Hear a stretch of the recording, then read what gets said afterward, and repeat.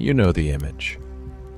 A massive stone warehouse somewhere in the American Southwest, row after row of wooden crates stretching into the darkness, each one numbered and tagged and forgotten by the bureaucracy that cataloged it. And at the end of the film, a single crate among thousands, containing the most powerful object in human history, quietly stored away from public knowledge. That image, the government warehouse, the bureaucratic erasure, the object that is too significant to be acknowledged, is fiction. Steven Spielberg invented it in 1981. But the question underneath it is not fiction, because the Ark of the Covenant was the central, sacred object of the entire Hebrew Bible. It was mentioned more than 200 times across multiple books. It was the object that parted the Jordan River, the object that brought down the walls of Jericho, the object so sacred that a man who reached out to steady it when it was falling off a cart was struck dead on the spot for touching it. It was housed in the inner sanctum of Solomon's temple, the Holy of Holies, the most sacred space in the most sacred building in the ancient world. And then it disappears. Not dramatically, not with an explanation, not with a recorded destruction or a noted capture or a ceremonial burial. It simply stops being mentioned. And when the Babylonians sacked Jerusalem in 586 BCE, one of the most thoroughly documented destructions in ancient history, they produced an inventory of everything they took from the temple. That inventory is preserved in the text of 2 Kings chapter 25. It lists bronze pillars. It lists pots and shovels and snuffers and dishes and fire pans. It lists basins and censers. It lists lampstands and spoons and bowls. It does not list the Ark. An invading army cataloged everything of value in the most famous building they had just conquered, and the most sacred object that building had ever contained is not in the catalog. That absence is not an oversight. That absence is a question. And the question it is asking is not where the Ark went. The question is when it went, and who decided it was time for it to go. Let's start with what the Ark actually was. The instructions for its construction appear in the book of Exodus, chapters 25 through 31, where Moses receives detailed specifications from God on Mount Sinai. The Ark was a wooden chest, overlaid inside and out with gold. Its dimensions were approximately 2.5 cubits long, 1.5 cubits wide, and 1.5 cubits tall, which translates to roughly 4 feet long, 2.5 feet wide, and 2.5 feet tall. It was fitted with golden rings on its sides, through which poles were inserted for carrying. The Ark was never to rest on the ground. It was never to be touched directly. It was always to be carried on the shoulders of a specific group of Levites, always in motion, always at a distance from the ordinary population. On top of the Ark sat the mercy seat, a gold lid flanked by 2 gold cherubim with outspread wings. This was understood to be the location of God's presence. The space between the cherubim's wings was where God would speak to Moses. Inside the Ark, according to different passages in the text, were the stone tablets of the 10 Commandments. possibly also a jar of manna from the wilderness, possibly also Aaron's rod that had budded. The ark was the dwelling place of divine presence, the portable throne of the invisible God. And it was designed specifically for mobility. The poles were never to be removed. The ark was engineered for a people who were always moving, always in the wilderness, always encamped, always prepared to break camp and continue the journey. This is the first thing to hold in mind. The ark was a wilderness object. It was built for a nomadic people. Its design specifications assumed constant movement. Its protocols, the carrying poles, the carrying priests, the distance requirements, the prohibition on touching, all of these were protocols designed for an object in transit. What happens to a wilderness object when the wilderness journey ends? The ark's history in the text is extraordinary. When the Israelites crossed the Jordan River into Canaan, the priests carrying the ark stepped into the water, and the river stopped flowing. The ark led the crossing.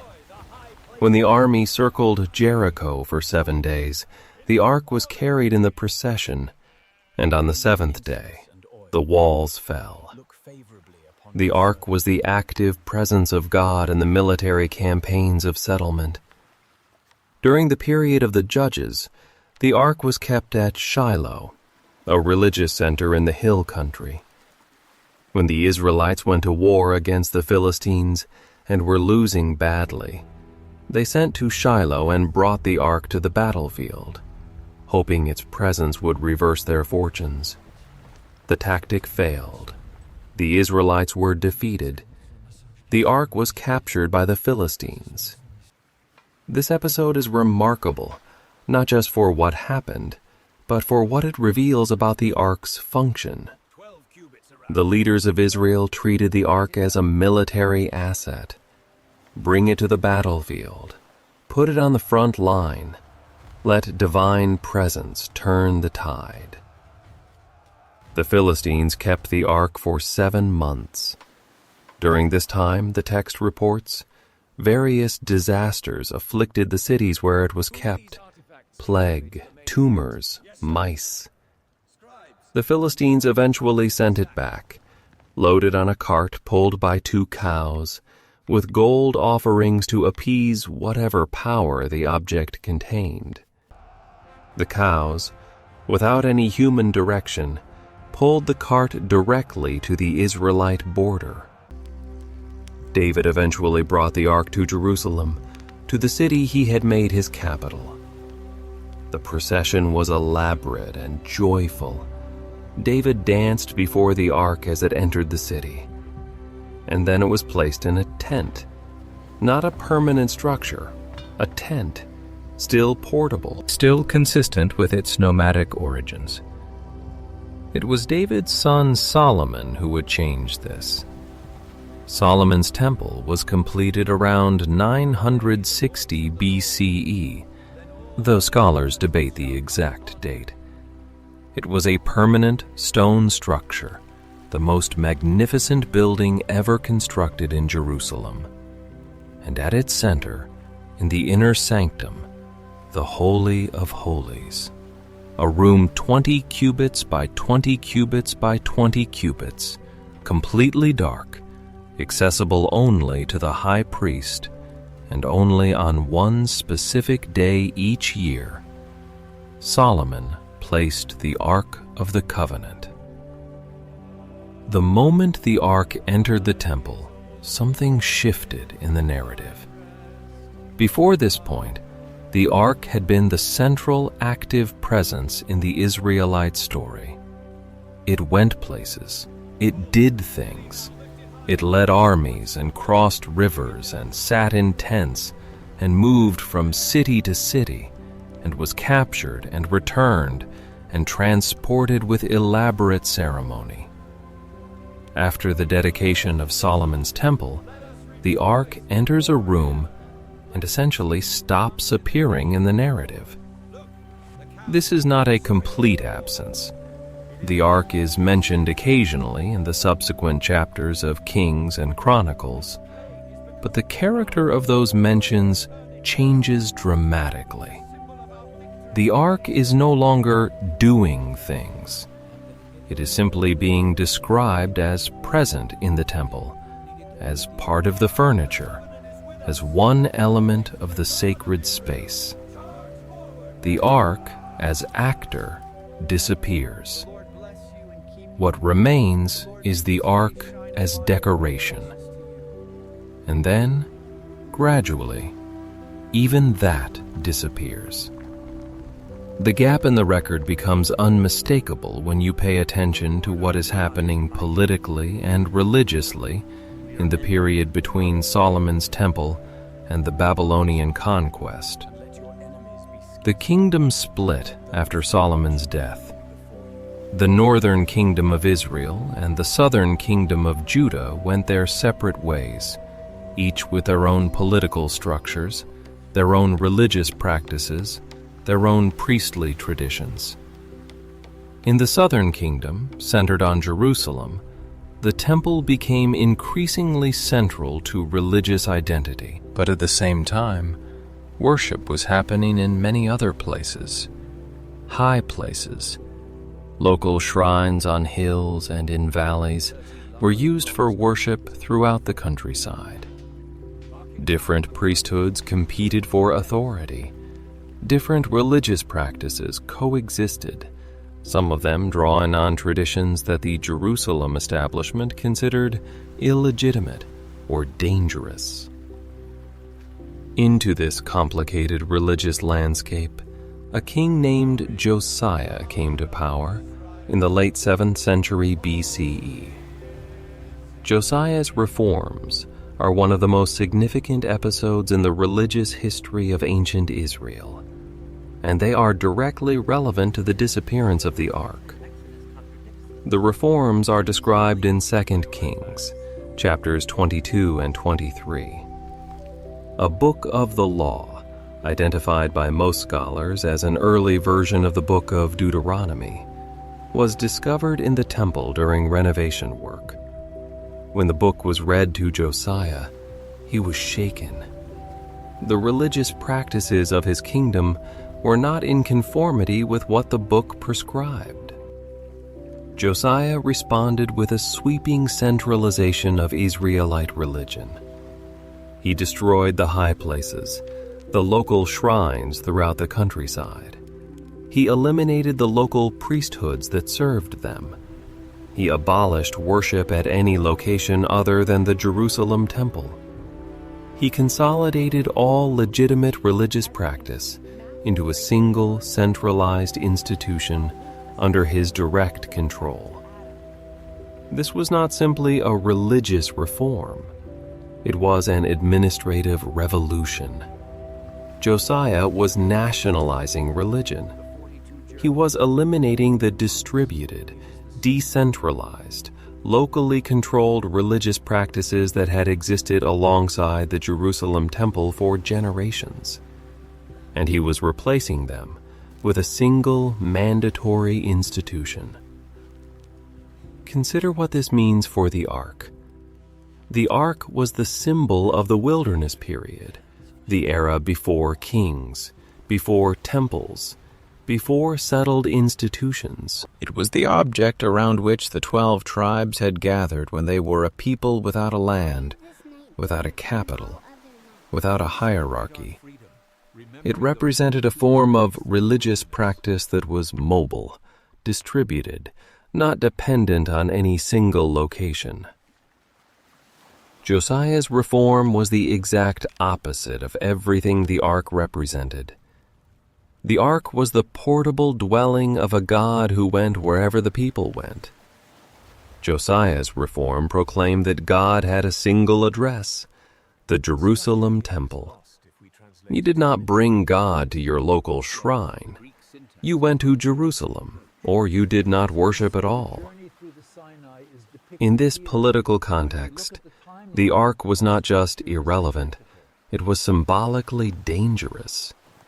A thriving Ark tradition would be a constant reminder that there was another way to organize religious life, a way that did not depend on centralized institutional control.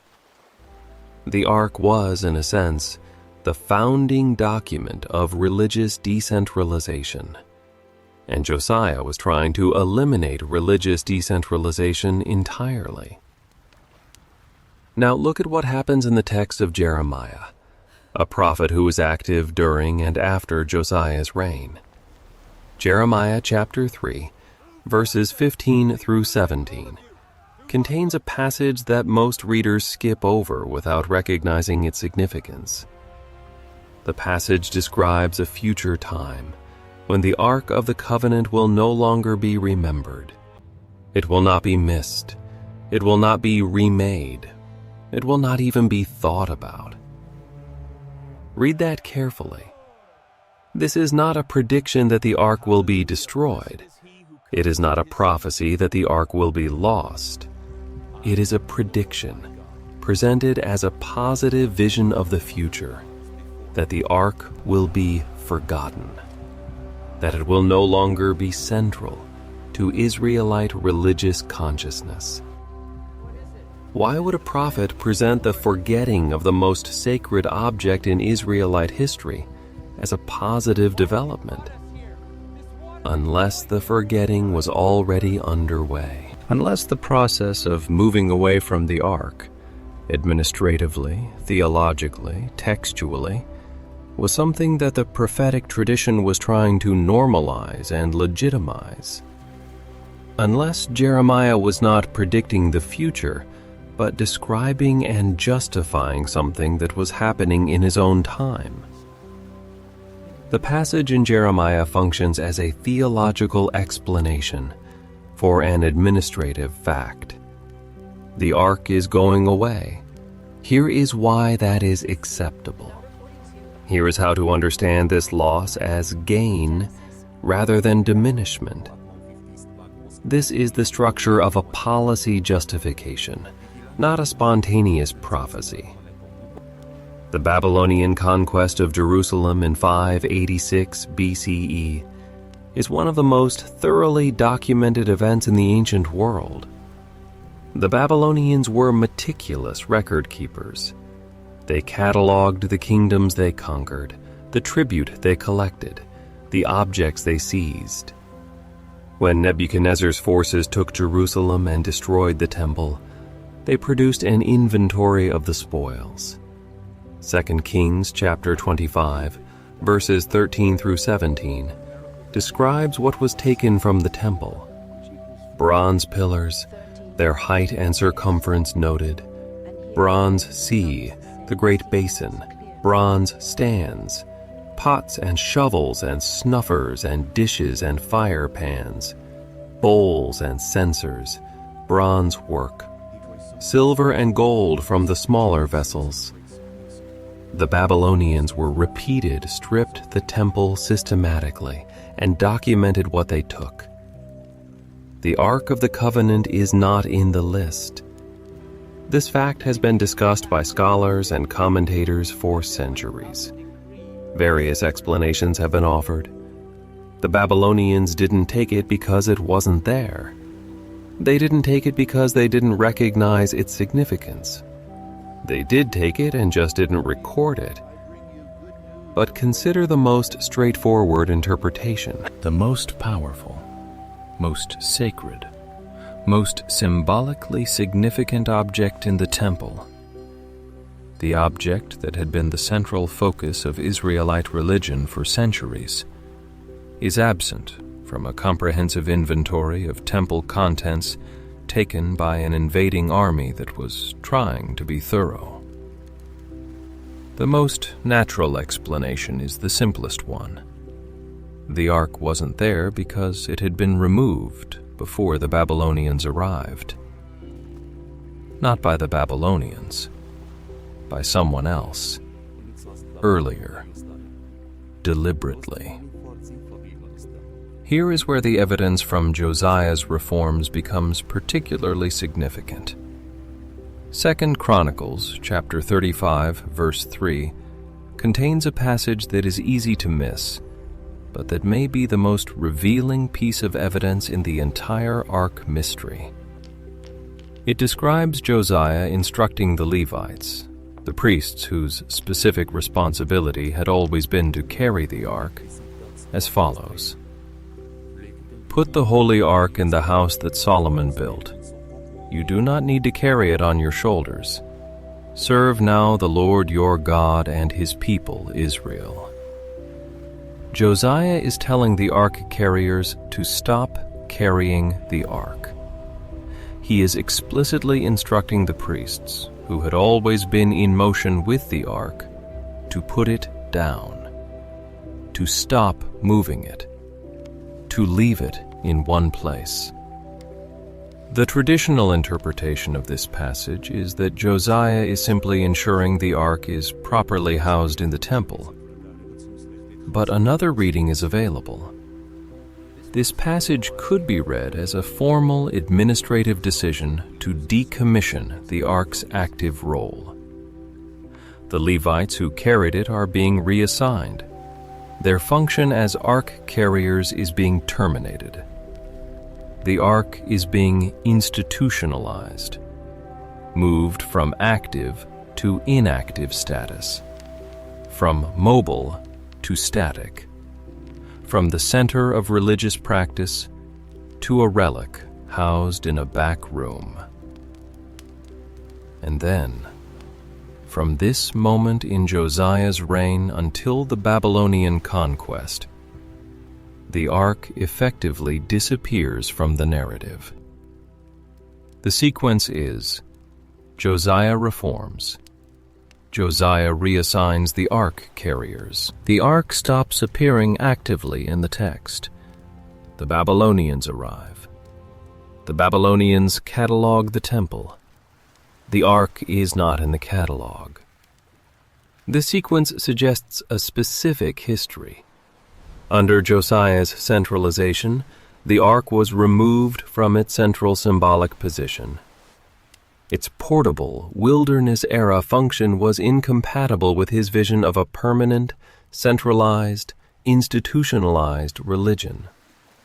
The Ark was either physically concealed, stored somewhere in or near the temple, or it was quietly removed from the temple entirely. The textual record was adjusted to reflect and support this change. Passages that might have emphasized the ongoing active role of the Ark were edited or reframed. The prophetic tradition, represented by Jeremiah, provided theological justification for the Ark's diminishment, framing its forgetting as a sign of spiritual maturation rather than loss. By the time the Babylonians arrived, the Ark was either physically absent from the temple or had been so thoroughly marginalized in the administrative and religious consciousness of Jerusalem that it was not part of the temple's official inventory of significant objects. Here is the skeptic's objection, and it deserves a serious answer. The skeptic says, "You are building a very large conclusion on a very small foundation. The absence of the Ark from the Babylonian inventory does not prove it was deliberately removed by Josiah. It might have been hidden by the temple priests during the siege. It might have been destroyed in the fire. It might simply have been overlooked in the record. The passage from Chronicles is ambiguous. Jeremiah's prophecy could mean many things. These are legitimate objections. But consider what the skeptic's alternative requires. The skeptic's alternative requires believing that the most sacred object in the temple, the object around which the entire religious identity of Israel had been organized for centuries, was somehow unaccounted for by both the Babylonian invaders and the biblical writers who describe the conquest. It requires believing that this absence is simply a gap in the record, an oversight, a coincidence. But the pattern of evidence does not look like an oversight. It looks like a process. The ark gradually disappears from active use in the text. The carrying priests are reassigned. The prophetic tradition provides theological justification for the ark's diminishment. The Babylonians arrive and find, or document, nothing. This is not the pattern of something that was accidentally lost. This is the pattern of something that was systematically decommissioned. The difference between those two patterns is the difference between a missing object and a retired one. We have been looking for the ark as if it were lost. The evidence suggests we should be looking for the administrative decision to retire it.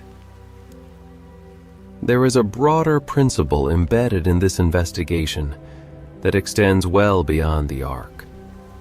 When a powerful institution decides that one of its central symbols has become inconvenient because it represents an older form of the institution's identity, one that competes with the institution's current direction, the symbol does not get eliminated noisily. It gets retired quietly. Its importance gets gradually downplayed.